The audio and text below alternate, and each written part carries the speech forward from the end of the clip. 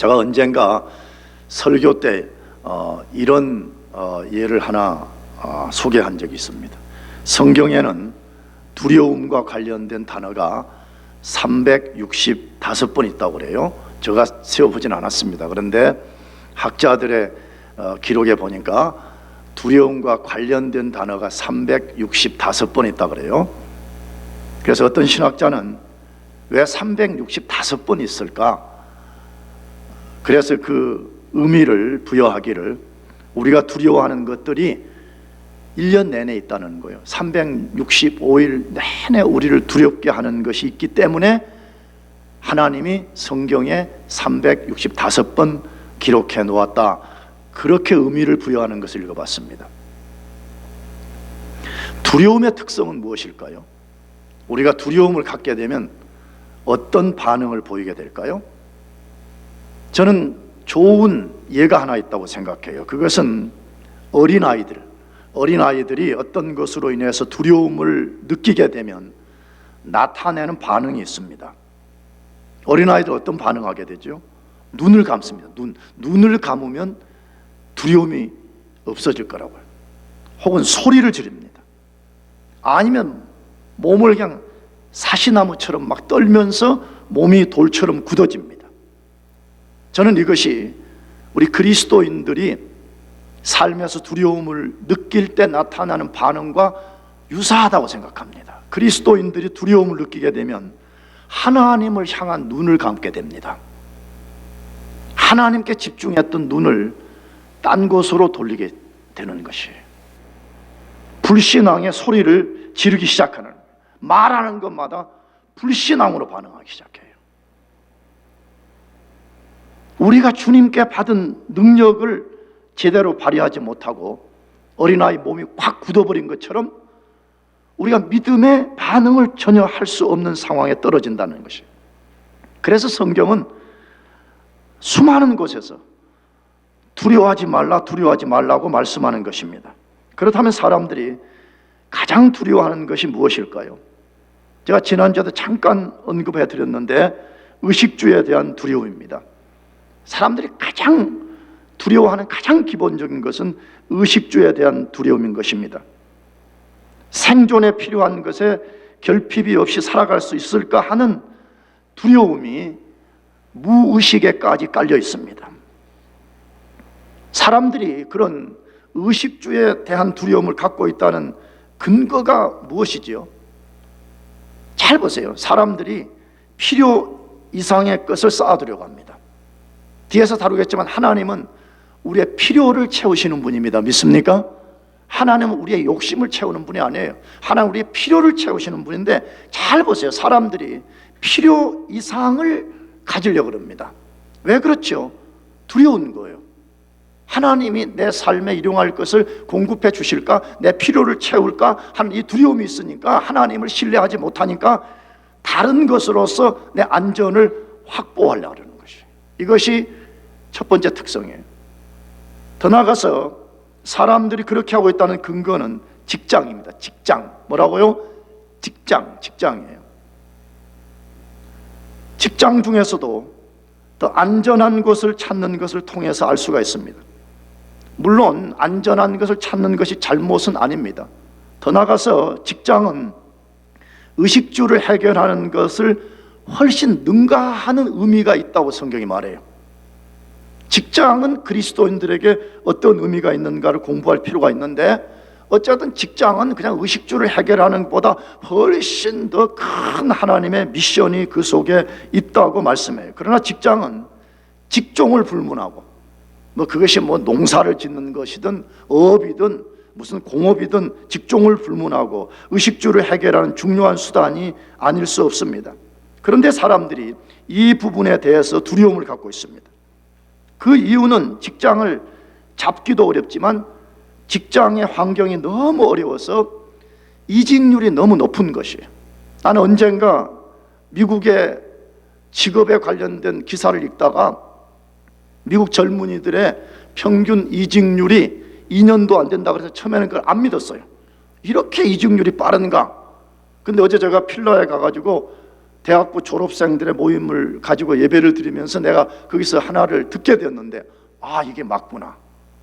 야, 이렇게 직장을 빨리 옮기는가? 근데 그 이유를 물었어요. 왜 직장을 옮기냐고 물어봤는데 그 중에 하나가 불안한 거예요.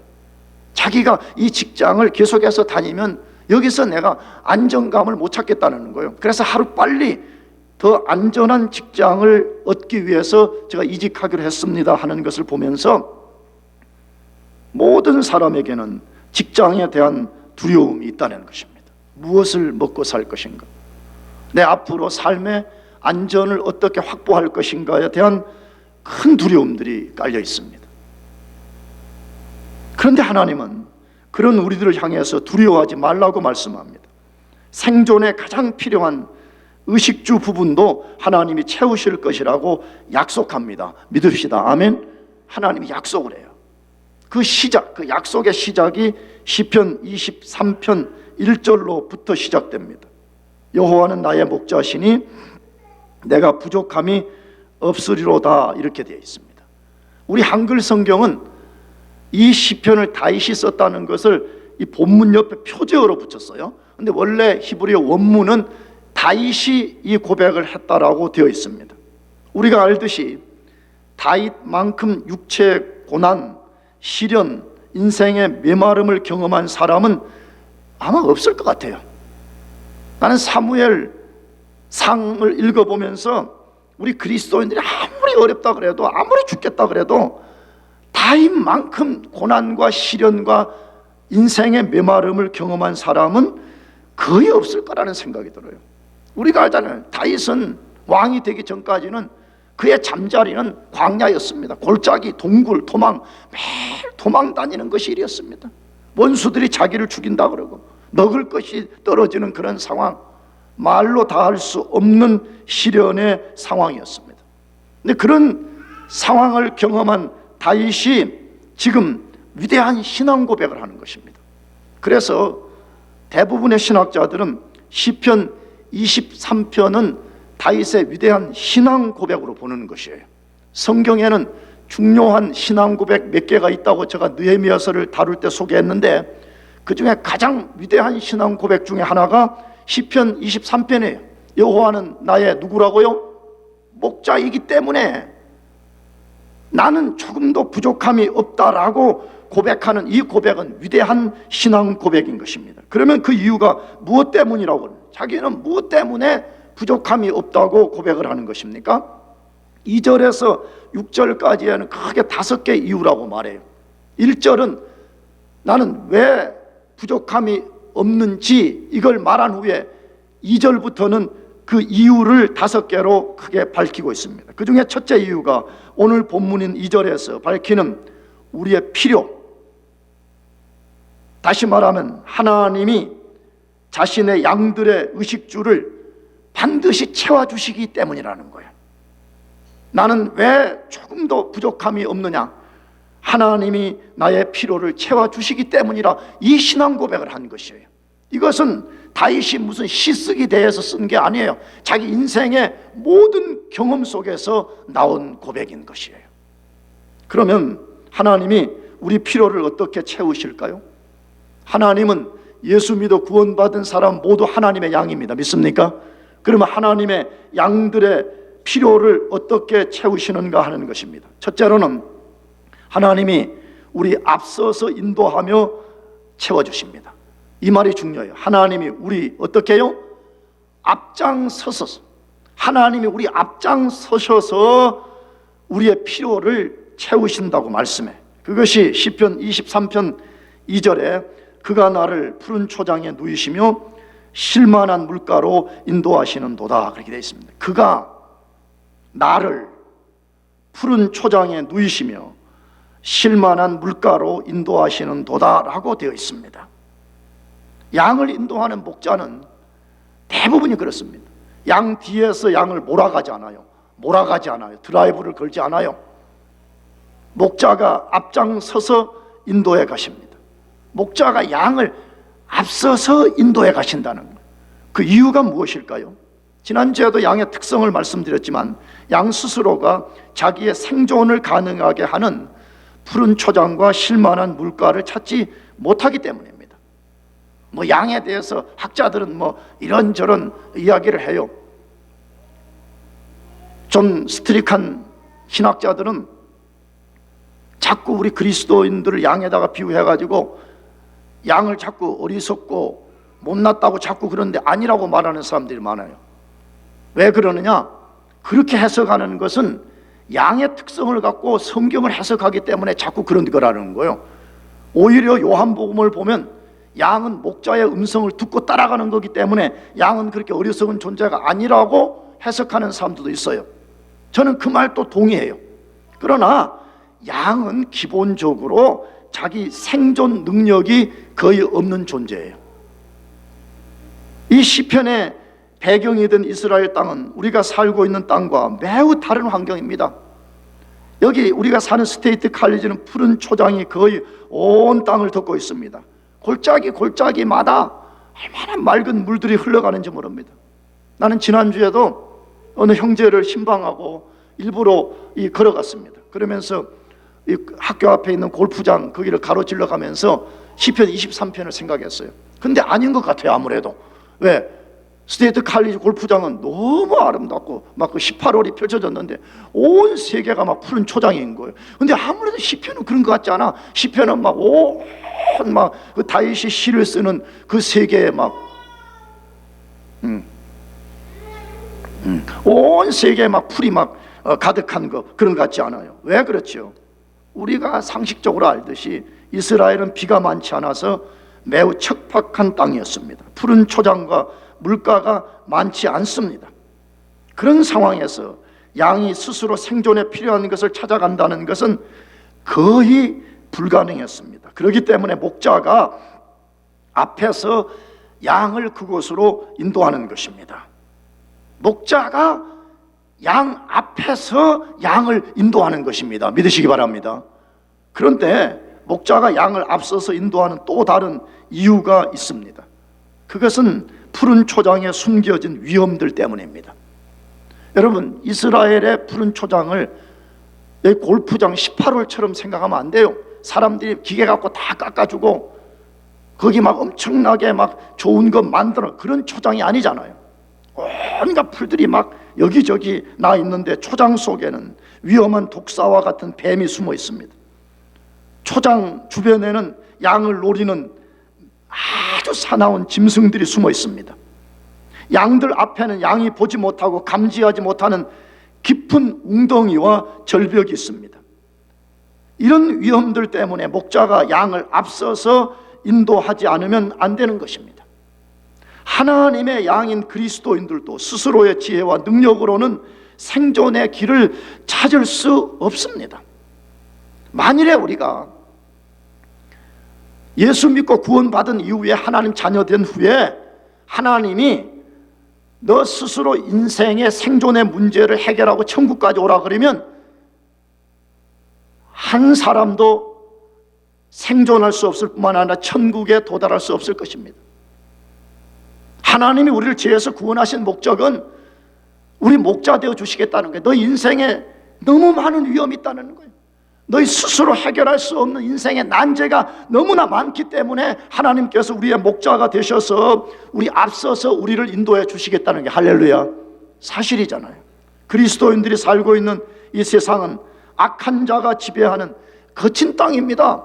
여러분, 매 순간 그걸 기억해야 돼요. 물론 너무 우리 삶을 악한 자와의 싸우는 영적 싸움만 생각하면 삶이 너무 힘든 거죠. 그러나 이게 굉장히 중요한 부분이기 때문에 매 순간 우리의 공격자, 우리의 원수, 음부의 권세를 가진 사단의 세력이 우리를 공격하고 있다는 것을 늘 기억해야 돼요. 우리가 사는 땅은 18홀 골프장 같은 곳이 아니에요. 너무너무 거칠고 위험한 땅입니다. 그렇기 때문에 선한 목자이고 큰 목자 대신 예수님의 인도가 절대로 필요한 것입니다.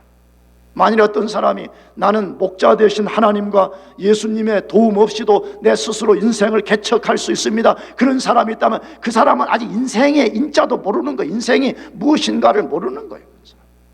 그런 사람은 영적 세계가 지금 얼마나 치열한 전쟁 속에 있는지를 전혀 이해하지 못하는 사람이에요. 그런데 감사하게도 하나님이, 예수님이 우리의 목자가 되셔서 앞서서 인도해 주신다고 약속하고 있습니다. 할렐루야.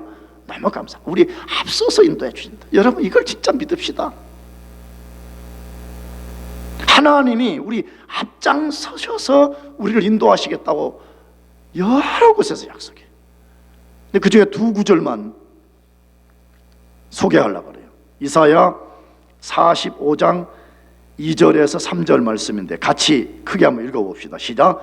내가 내 앞서 가서 험한 곳을 쳐부수며 쇠빗장을 꺾고 내게 흑암 중에 보화와 은밀한 곳에 숨은 재물을 주어서 너로 너를 지명하여 부른 자가 나 여호와 이스라엘의 하나님인 줄 알게 하리라. 할렐루야. 이거 그대로 믿읍시다. 아멘. 이거 그대로 믿어. 이거 뭘 믿으려고 그러지? 그러면 이 말씀은 그냥 그대로 믿어버려. 그런데 시작이 어떻게 됐어요? 내가 내 뭐라 그랬죠? 앞서가서 내가 내 앞서갈 것이라고 말해. 이것은 물론 여기 내는 이스라엘을 지칭하는 거지만 우리에 대한 이야기예요. 하나님이 우리 앞서가서 인생의 험한 곳을 평탄하게 만들며 우리를 가로막고 있는 논문을 쳐서 부수며 쇠빗장을 꺾어버리시고 우리가 보지 못하는 흑암 중에 있는 우리가 보지 못하는 우리가 알지 못하는 그런 은밀한 곳에 숨은 것들을 우리에게 하나님이 주시고 그것을 통해서 하나님 그분만이 진짜 우리의 여호와이시오, 그분만이 우리의 목자요, 그분만이 우리의 진짜 아버지라는 것을 알게 해줄 것이라고 약속합니다. 이걸 믿읍시다. 할렐루야. 하나님 그렇게 하십니다. 여러분 생애를 잘 봐요. 난 나 자신과 내가 여러분에게 설교를 해야 되기 때문에 여러분 상황을 내가 전혀 이해하지 않고 내가 설교 준비하는 거 아니에요. 여러분 분명히 지금 뭐 이런저런 어려움들이 있을 거라고 생각이 들어요. 나도 뭐 나는 박사를 못 맞췄지만 나도 내간증 좀 했지 않아요? 나도 여기 미국 유학 와가지고 제일 힘든 게 뭐였었냐 그러면 주변 사람들이 다 떠나는 거예요. 다 떠나. 근데 내만 못 떠나는 거예요. 나만 못 떠났어요. 여러분이 믿든 안 믿든 그 당시에 사람들은 나에 대한 상당한 관심을 가졌어요. 그 중에 하나가 뭐냐, 장부한 목사가 어느 교회로 가느냐가 그 당시 같이 유학을 온 사람들에게는 굉장한 관심사였어요. 좋은 데 갈 것이라고, 흔히 말하는 인간적으로 볼 때 좋은 데 갈 거라고 생각했어요. 그러니까 내가 말했잖아요. 내가 3년간 거기서 목사님들 성경 공부 가르칠 때 그분들이 나에게 요청했을 때 내가 조건을 걸었어요. 두 가지. 하나는 반드시 내가 사역지로 나갈 수 있도록 기도해 주세요. 두 번째는 만약에 사역지가 나면 언제든지 저는 갑니다. 성경 공부 뭐고 다 떠납니다 했어요. 그래서 그분들이 좋다고 갈 때까지 해달라고 그랬어요. 놀라운 것은 그분들이 다 떠나고 나만 남았어요. 할렐루야. 그러니까요, 주일날 막 이런 식으로 방금 뭐 누가 떠납니다, 뭐 어디로 갑니다 그러면요 진짜 막 고개를 못 들겠어요. 왜냐면 그 당시에 내가 또 나이가 제일 많았거든요. 그때 당시에. 그래서 우리 가족들이 할 일이 없는 거예요. 이제 왜냐하면 뭐 코스웍도 다 끝나버리고 논문만 쓰는 건데 나는 논문이 죽으라고 쓰기 싫은 거예요. 그래서 이제 아침에 일어나면 뭐 하냐? 우리 집사람이 라면 박스, 그 빈 박스 2개에다가 밥, 된장, 상추, 뭐 기타 등등 싸가지고 이제 갈 데가 없으니까 4명이 학교 도서관으로 가는 거예요. 도서관에. 그래가지고 다 보면 내가 멀리서 보면 다 절망적이에요. 우리 집사람은 저기서 절망하고 있고 우리 두 놈은 저쪽 구석에서 절망하고 있고 막 그러는 거예요. 그 나도 가가지고 절망 중에 있는 거예요. 점심때 되면 또 다 나오더라. 그러면 그 라이브러리 앞에 가지고 또 그 한국에서 갖고 온 돗자리 펼쳐놓고 거기서 막 상추 가지고 싸먹고 서로 막. 근데 기분이 안 좋아 서로. 너무 암울하니까. 근데 지금 생각하니까 바보 같았어요. 왜 바보 같았느냐? 내가 한국에서 미국 유학 올 때 하나님 앞에 내가 또 부르짖어서 하나님 길을 열어주세요, 문을 열어주세요 할 때 하나님 열어주셔가지고 거기 왔거든요. 그러면 하나님이 인도했다면 그 다음도 인도할 거 분명한 거잖아요. 하나님은 뭐 인도했다가 중간에 포기하고 능력이 안 돼서 버려버리고 그런 일 없잖아요. 끝까지 할 거 아니에요. 할렐루야. 왜 내가 그렇게 말했고 하나님이 열어주셔서 제가 유학 가게 됐습니다. 그럼 하나님이 열어주셨으면 그 다음 단계도 하나님이 하실 것을 믿어야 되는데 믿음이 없어가지고 못 믿은 거예요. 그래가지고 막 우울한 거예요. 그래갖고 남의 혹시 뭐 교인들이 뭐 그 당시에 너무 불쌍하니까 와서 밥 한 그릇 먹으라 그러면 또 우르르 식구들 데리고 가잖아요. 근데 가서 막 말은 많이 하지만 마음은 너무 슬픈 거예요. 너무 우울한 거예요. 근데 항상 마음이 슬프고 우울하면 얼굴로 나타나잖아요. 얼굴에 나타나잖아요. 얼굴에. 맨날 얼굴이 막 그렇지 않아도 인상이 안 좋은데 막 플러스 더 안 좋은 인상 막 그렇게 다니는 거예요. 근데 돌아보면 하나님은요 우리 앞장서서 인도해. 믿습니까? 하나님 우리 앞장서셔서 하나님 정확하게 우리를 인도해요. 우리를 이제 내가 너무 힘들어가지고요 그 당시에 그 학교에 지금 연세가 지금 90세가 넘은 분이 계셨어요. 지금도 계셔. 그분이 상당히 그 인간적으로는 좀 영향력이 있는 분이었어요. 영향력 있는 분이었어요. 그래서 내가 또 가깝게 좀 지내가지고 내가 이제 어떤 때 딴 일을 보는 것처럼 빙자해가지고 교수님 찾아가가지고 이런 이야기 저런 이야기 하다가 그냥 마지막에 뭐냐면 교수님 저 사역지 하나 좀 알아주세요. 항상 이거예요. 근데 그럴 때마다 번번이 실망하고 왔어요. 그분이 뭐라고 했느냐? 장 목사님 하나님께 기도하세요. 맞지, 답은 하나님께 기도하라고. 나는 그분을 의지한, 그분이 뭐 자리 하나, 그분이 해준 거 아니었어요. 하나님이 하세요. 믿습니까? 하나님 우리 앞서서 하나님이 하세요. 하나님. 히브리서 6장 19절에서 20절 다 같이 읽어보겠습니다. 시작. 우리가 이 소망이 있는 것은 영혼의 닷 같아서 튼튼하고 견고하여 휘장 안에 들어가나니 그리로 앞서가신 예수께서 멜기세덱의 반차를 쫓아 영원히 대제사장이 되어 우리를 위하여 들어가셨느니라. 이건 물론 신학적으로 설명이 많이 필요한데 한마디로 뭐예요? 지금 예수님이 자신이 십자가에서 죽으시고 그 죽으시고 피 흘리신 그 피와 자신의 몸이 친히 제물이 되고 자신이 제사장이 돼. 이게 독특한 거죠. 구약의 제사장은 짐승을 잡고 짐승의 피와 그걸 가지고 제사장이 들어가는 것인데 예수님은 자신이 십자가의 죽음의 제물 그걸 가지고 당신이 또 친히 제사장이 되어서 부활하신 이후에 그걸 가지고 구약의 제사장과 같이 하나님 앞으로 앞서서 들어가셨다는 거예요. 누구 위해서? 누구 위해서? 누구 위해서라 그랬어요? 우리 위하여라고 그랬잖아요. 마지막에 누구 위해서요? 우리를 위해서 그분이 앞서서 들어가셨다고 말씀하잖아요. 아니 그러면 우리를 죄에서 건져내기 위해서 우리 앞서 가신 그분이 우리를 구원한 이후에 어떻게 인도하실 것인가가 논리적으로 너무 분명하잖아요. 하나님은 우리 앞서서 인도하십니다. 믿으시기 바랍니다. 그것을 우리가 붙잡아야 돼요. 그것을 붙잡아야 돼요.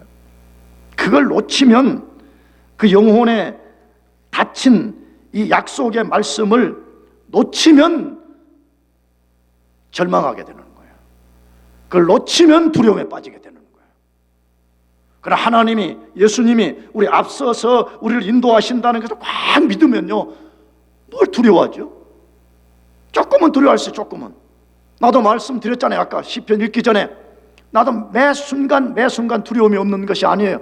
근데 5초 이상 안 흔들리려고 그래. 나요. 몇 초 이상요? 몇 초 이상?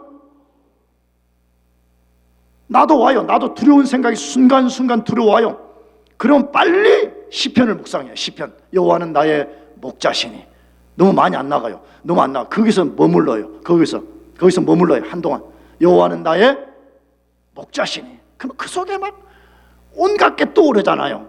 그분은 나의 주권자이시며 그분은 나의 모든 것을 알고 계시는 분이며 그분은 나의 모든 것을 이끄시는 분이요. 막 이런 생각들이 막 내 마음속에 다시 이렇게 불이 일어나게 되면 두려움은 사라지게 되고 그 하나님을 붙잡는 소망이 확 생기게 되는 거잖아요. 여러분 우리 목자 되신 하나님과 예수님은요 우리 삶을 관망하면서 우리가 실패하고 넘어지고 난 다음에 찾아와가지고 야단치고 미안해요 조인트 까고 왜 똑바로 그것도 못했느냐고 그러시는 분이 아니에요.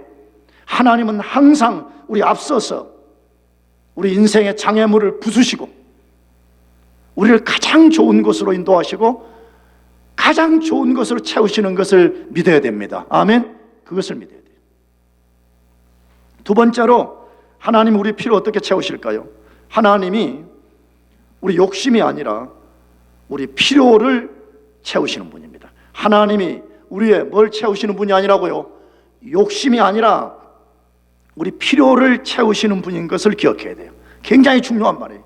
하나님은 우리의 욕심을 채우는 것이 아니라 우리의 꼭 필요한 것, 리얼 리드, 진짜 우리에게 있어야 되는 필요를 채우시는 분이라는 것을 우리가 항상 기억해야 돼요. 이걸 놓쳐버리면 욕심 때문에 실망하게 되고, 이걸 놓쳐버리게 되면 다른 사람과 비교하는 것 때문에 낙심하게 되어요.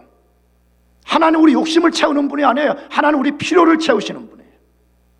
시편 23편 2절을 다시 읽으면서 묵상해 봅시다.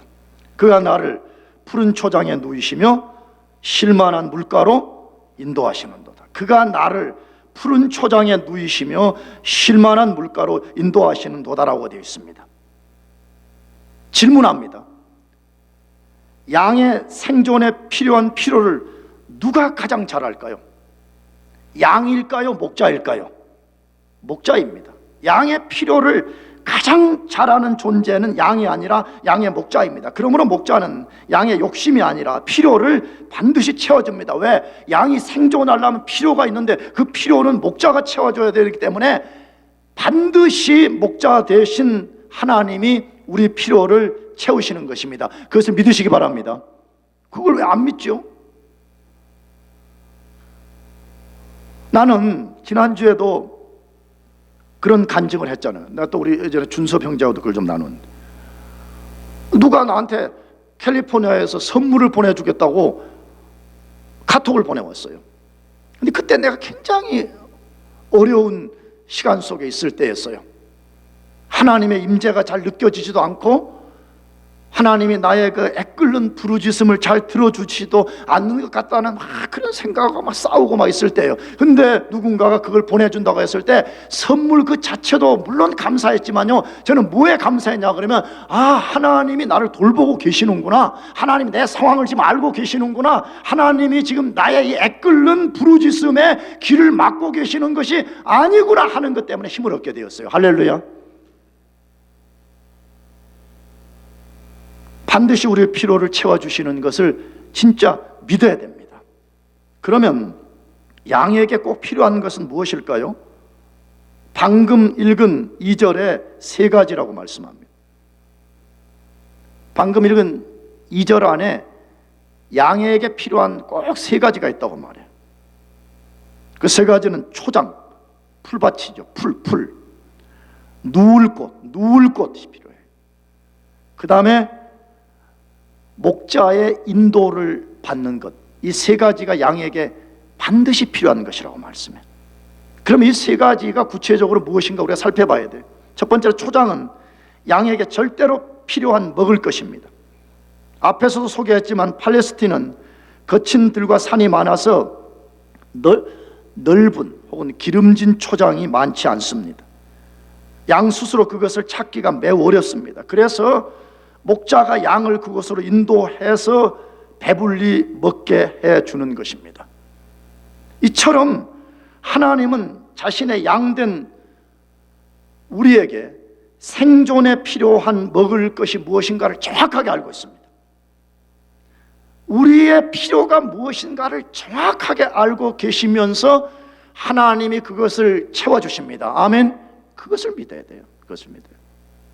물론 진짜 너무너무 어려운 가운데 계신 분들도 계시겠지만, 내가 볼 때는 대부분이 어렵다고 하는 이유가 뭐냐 그러면 욕심 때문에 어렵다고 그래요. 욕심 때문에, 다른 사람과 비교 때문에 절망하고 좌절하는 것 때문에 어렵다고 그래. 근데 하나님은 정확하게 우리의 필요를 채워주시는 분입니다. 두 번째 필요는 누울 곳이라 그랬는데, 누울 곳은 양이 뜨거운 햇빛을 피할 수 있는 그늘진 곳, 거주지를 말합니다. 그늘막 혹은 거주지를 말하는 것입니다. 히브리어 단어 푸른 초장의 원래 단어는 푸른 초장이라고도 번역할 수 있지만, 초장이라고도 번역할 수 있지만, 거주지라는 뜻을 같이 가지고 있습니다. 양이 푸른 초장에서 꼴을 배불리 먹지만 쉴 곳을 얻지 못한다면 뜨거운 태양 아래서 얼마나 고통스럽겠습니까? 그래서 목자는 배불리 먹은 양을 누울 곳으로 인도하시는 것입니다. 그래서 이 본문은 그것을 지금 대조시키는데, 푸른 초장에 누이시매라는 단어와 쉴만한 물가로 인도하신다는 이 말씀은 다른 게 아니에요. 다른 게, 두 개가 다른 것이 아니고 히브리어 원문에 보면 동의적 대꾸로 되어 있어요. 여러분이 이해하는 말로 하게 되면 같은 말을 두 번 반복하는 거예요. 지금요, 이해되겠어요? 푸른 초장이 따로 있고 푸른 초장에 누이시매, 이게 따로 있고 쉴만한 물가가 지금 따로 있다는 말이 아니라 이 말이에요. 아시겠죠? 이처럼 우리의 선한 목자인 예수님은 우리에게 반드시 누울 곳을 주시는 분입니다. 양이 배불리 먹고 나면 그 다음에 양이 누워서 편히 쉴 수 있는 곳을 주신다, 그 말이에요. 그것이 무엇일까요? 우리에게 필요한 안식, 가정, 직장입니다. 저는 이것이 우리에게 가장 필요한 세 가지라고 생각합니다. 안식, 우리의 가정, 하나님의 공급을 받는 수단인 직장이라고 생각합니다. 저는 하나님이 이것을 반드시 줄 것이라고 믿습니다. 여러분도 믿으시기 바랍니다. 왜 그렇죠? 여러분, 이 세 가지는 사치품이 아닙니다. 이건 있으면 좋고 없으면 안 좋은 그런 게 아니잖아요. 있으면 더 삶이 뽀단하고 그런 차원의 문제가 아니라 반드시 필요한 것이기 때문에 하나님이 주신다는 것입니다. 아니, 이미 주지 않았습니까? 이미 주셨잖아요. 이미 주셔서 여러분들이 여기 와서 지금 공부하고 계신 거잖아요. 아까도 내 경험 말했지만 여러분이 처음에 이 펜스테이트를 오기 전에는 이 부분 하나님 인도해 달라고 하나님께 기도해서 온 거잖아요. 그래서 하나님 인도해 줘서 여기까지 오신 거잖아요. 아멘이죠? 그 이미 하나님 여기까지 지금 우리를 인도해 오셨잖아요. 우리 필요를 여기까지 채워 주셨잖아요. 만일에 또 다른 필요가 필요하다고 판단되면 곧바로 또 다른 누울 곳으로 인도하실 것입니다. 저는 그것을 확신합니다. 아멘. 우리 이윤우 형제가 아까도 간증했지만, 내가 이윤우 형제 몇 달 전에만 해도 이 직장 문이 안 열려가지고 커피숍에서 잠깐 이야기하고 그럴 때 내 지금도 귀에 생생해요. 네, 그 인생에 굉장히 지금 급하고 우선순위인 거. 근데 당장은 안 보이는 거죠. 당장은 무슨 여기서 오라 저기서 오라 하는 거 아니잖아요. 근데 하나님이 보셨을 때에 또 다른 필요가 있다고 판단되면 하나님은요, 단 한순간도 딜레이하지 않습니다. 바로 그 사람을 또 다른 누울 곳으로 인도해 주시는 것입니다. 할렐루야. 저는 내 이야기를 너무 많이 하면 안 좋을 것 같아서 그러는데 저도 그랬어요. 제가 여기까지 오는 동안에 하나님이 무슨 너 몇 년은 여기 있고 몇 년은 그 다음에 스테이트 칼리지에 가서 목회할 것이라 이거 보여주면서 저 발걸음을 인도하지 않았어요. 정말 아무것도 안 보였어요. 제가 버지니아 유학을 마치는 그때 아까 그 라이브러리 도시락 싸고 갔던 그 상황 때 아무것도 보이지 않았어요. 아무것도 보이지 않았어요. 근데 어느 날 하나님이 그냥 일을 시작하시니까 어느 날 갑자기 하나님께서 막 재촉하는 듯이 그렇게 하는 거예요. 그러니까 나도 모르게 거의 그냥 누가 나를 밀듯이 진짜 미는 사람 꼭 미는 것처럼 느껴져서 내가 캘리포니아에 갔다가 또 캘리포니아 여기 온 거예요. 할렐루야. 하나님이 필요하다고 판단이 되시면 우리가 또 다음에 누워야 될 그곳으로 우리를 인도하시는 것을 믿으시길 바랍니다. 세 번째, 양은 지속적 돌봄을 필요로 하기 때문에 목자가 지속적으로 인도해 주신다고 되어 있어요. 이 단어가 중요해요. 어떻게 인도한다고요? 지속적으로 인도해 준다고. 양을 노리는 사나운 맹수들이 호시탐탐 노리기 때문에 목자는 양을 아무 곳에 둘 수 없습니다. 아무 곳에나 가서 먹어라, 아무 곳에 누워라 이렇게 할 수가 없어요. 그래서 목자는 초장은 말할 것도 없고 누울 곳, 쉴만한 물가도 각별히 신경을 쓰고 목자가 특별히 선별한 곳으로 양을 인도하는 것입니다.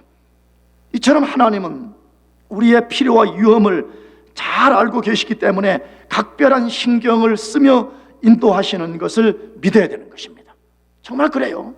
우리가 볼 때는 좀 다르거든요. 근데 하나님이 보실 때는 아니라는 거예요. 하나님이 보실 때는 너에게 가장 안전한 곳, 너가 가서 가장 잘 쉬며 누울 곳, 이걸 하나님이 지금 선별하고 계시는 거예요, 지금요. 그런데 그 하나님의 인도가 단 한 번만이 아니라 지속적이라고 이 본문에서 말해요. 여기 인도하시도다 이 단어가 히브리어 원래 단어는 미완료 시제로 되어 있어요.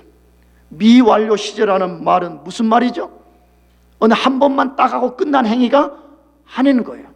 하나님이 계속해서 지속적으로 끝까지 보호하고 인도해 주신다는 말을 지금 그렇게 표현하고 있는 거예요. 여러분, 하나님이 우리를 단 한 번만이 아니라 우리가 죽을 때까지, 천국에 갈 때까지 인도하심을 믿으시기 바랍니다. 아니, 천국에 가서도 인도하세요. 천국에 가서도. 내가 언젠가 말했지만 우리가 천국 가서도요, 천국 들어가면 이제 모든 거 끝나버리고 우리 마음대로 산다. 여러분, 그 사람 천국 못 들어가요. 천국 가서도 끝까지 목자 되신 하나님과 예수님의 인도 속에 살아가는, 그러니까 우리는 이제 어떻게 보면 불사조 같은 존재예요. 불사조 같은 존재. 하나님이 우리 삶에 딱 개입하시기 시작해가지고 내가 너를 천국까지 앞서서 인도할 것이고, 심지어 너가 천국에 들어가서도 내가 너의 생명을 공급할 것이라고 약속한 거잖아요. 하나님이 단 한순간도 우리를 잊지 않으시고, 우리를 향해 눈을 감지 않으시고, 우리를 포기하지 않으시고 우리를 이끌어 가십니다. 그 약속 중에 시편 121편 4절 말씀이에요. 다 같이 읽어보겠습니다. 시작. 이스라엘을 지키는 자는 졸지도 아니하시고 주무시지도 아니하시리라. 여러분, 이거 그대로 믿읍시다. 아멘. 여기 무슨 다른 또 사족을 달지 말아요. 이걸 그대로 믿어요. 아멘. 이거 외워요. 외워. 여러분들은 금방 외울 거예요. 머리가 좋아가지고. 기운이 이따가 내가 밥 먹을 때 물어보겠어요. 외웠나 안 외웠나. 다시, 이스라엘을 지키는 자는 하나님이시죠. 우리의 목자시죠. 졸지도 아니하시고 뭐하지도 않아요? 아니, 무슨 하나님이 졸고 주무시는 게 어디 있어요? 그런 거 없지요. 영원하신 그분이 무슨 졸고 주무시는 그런 게 어디 있어요? 항상 불꽃 같은 눈으로서 자기 양떼들을 살피시고 양떼들을 인도해 가시는 것이. 나가서 빌립보서 4장 19절 말씀 다 같이 읽어보겠습니다. 시작. 나의 하나님이 그리스도 예수 안에서 영광 가운데 그 풍성한 대로 너희 모든 쓸 것을 채우실 것이라. 여기 말씀했잖아요. 나는 이 구절을 되게 좋아하는 구절인데, 여러분, 하나님은 우리 필요를 채울 때요, 자기 이름의 영광이 드러나게 채워요. 쉽게 말해 쪼잔하게 안 채운다 이거예요. 여러분, 하나님이 영광 가운데 우리의 모든 필요를 채우실 것을 믿고 그분을 따라가기를 축복합니다. 마지막 세 번째, 하나님이 어떻게 우리 필요를 채우시는가 하는 거예요. 하나님이 우리 믿음을 요구하며 채우신다는 거예요. 우리가 무엇을 요구한다고요? 우리의 믿음을 요구해. 하나님이 우리 믿음을 요구하시죠. 시편 23편 1절에서 2절 말씀. 여호와는 나의 목자시니 내가 부족함이 없으리로다. 그가 나를 푸른 초장에 누이시며 쉴만한 물가로 인도하시는도다. 이 말씀을 잘 묵상해 보면 목자와 양의 관계를 잘 설명하고 있는데, 목자가 해야 될 일과 양이 할 일이 있음을 명확하게 말씀하시기도 하고 암시하기도 해요. 그 속에 암시가 들어있어요. 목자가 양을 인도할 때 양은 아무렇게 해도 된다고 말씀하지 않아요. 주권자 대신 하나님이 다 해주십니다. 아멘이죠. 이걸 믿어야 돼. 주권자 대신 하나님이 다 해주세요. 그러나 우리에게 요구되는 게 있어요. 양에게 요구되는 것이 있는데, 양이 목자의 음성을 듣고 따라가야 된다고 말해요. 그럴 때 목자가 예비한 푸른 초장과 쉴만한 물가를 얻게 되는 것입니다. 그러면 목자의 음성을 듣고 따라가는 행위는 무엇을 말하는 거예요? 무엇을 듣고 따라간다고 말하는 거죠? 믿음으로 그분을 신뢰하고 순종하며 따라가는 것입니다. 다른 말 하게 되면 온전한 믿음을 갖고 그분이 우리의 필요를 채우실 것을 진짜 믿고 신뢰하면서 따라가라는 거예요. 할렐루야. 그렇게 해봅시다.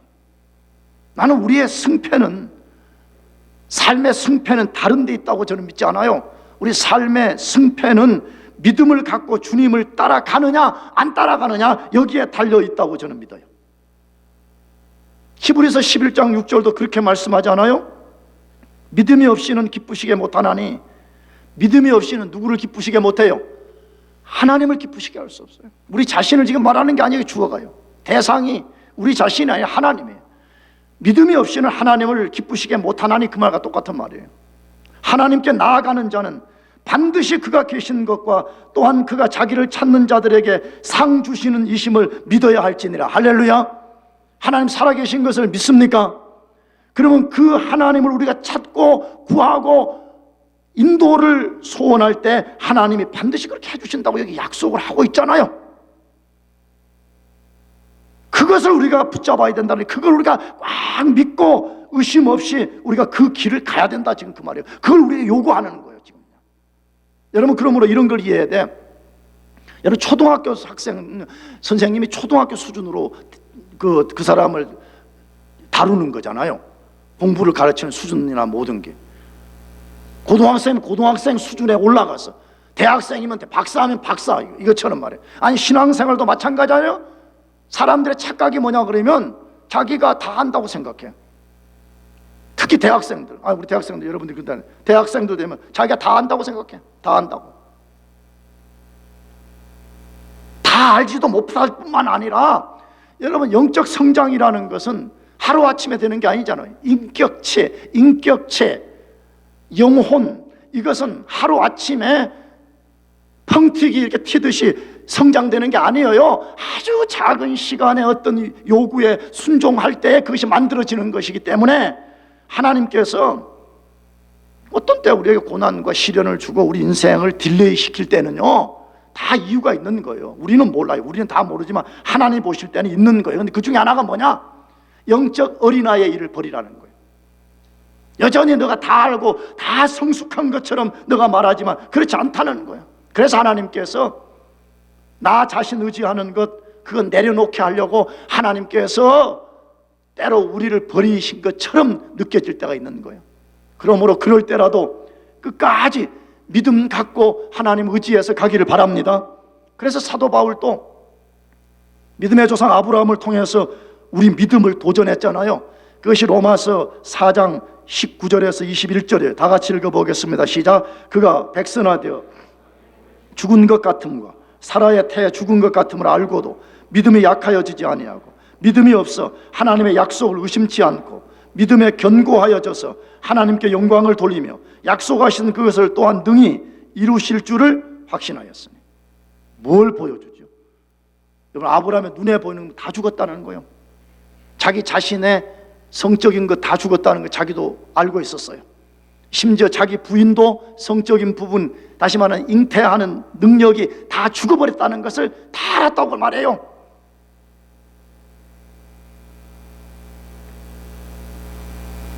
자기 몸에 죽은 것 같음을 알고도 이렇게 돼 있어요. 요 말에 원래 성경을 번역해 놓은 영어 성경은 완료형으로 되어 있어요. 이미 다 죽어버렸다는 거예요. 이미 아무것도, 인간의 힘과 능력으로는 아무것도 할 수 없는 상황에 떨어졌다는 거예요. 근데 그럼에도 불구하고 아브라함이 포기하지 않은 것이 뭐죠? 하나님의 약속을 붙잡았다는 거예요. 믿음으로 하나님의 약속을 꽉 붙잡고 나아갈 때 하나님 말씀 그대로 죽은 자기 몸을 통해서 아들을 얻는 역사가 일어났다는 거예요. 믿음으로 합시다. 아멘. 믿음으로 해봐요. 믿음으로. 끝까지 하나님의 약속을 붙잡고 기도하고, 약속을 붙잡고 기다리고, 약속을 붙잡고 우리의 원수들을 막아내는 것이에요. 전 최근에 5만 번 기도 응답을 받은 것으로 유명한 조지 뮬러 책을 전 또 읽었어요. 이제 막 빨간 볼펜으로 치면서 읽었어요. 왜냐 그러면 나 자신을 좀 자극시키려고. 몇만 번 응답받았다고요? 5만 번 응답을 받은 것으로 유명한 사람이 조지 뮬러라는 사람이에요. 이 사람은 독일 사람이었는데 19세기 초에 영국으로 건너가서 영국 브리스톨에서 고아원 목회를 하기 시작했어요.